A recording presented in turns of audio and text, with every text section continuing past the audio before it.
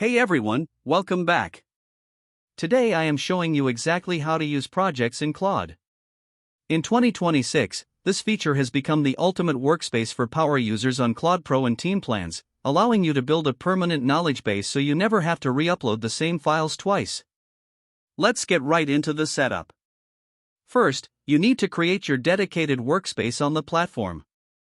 Log into Claude AI and look at the left sidebar for the Projects tab. Click the Create Project button in the top right corner and give it a clear name and description like 2026 Market Research or React App Source Code. This acts as a container for all the specific data and instructions related to that one topic, keeping it completely separate from your general chats. Next, you should build your project's knowledge base by adding your primary content.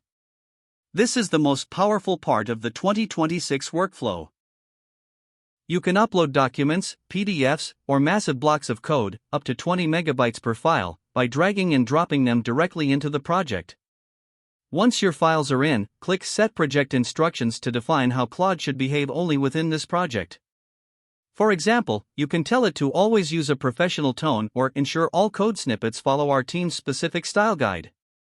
Then, you can start chatting with your data with much higher efficiency.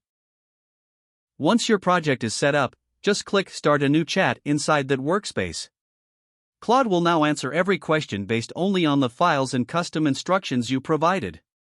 Because the context is permanent for that project, you don't waste your daily message limit by re-uploading large files every time you have a follow-up question. Every new conversation you start in this project begins with that same deep understanding of your data. Finally, remember the collaboration features if you are on a Claude team plan. In 2026, you can share these entire projects with your colleagues so everyone is working from T.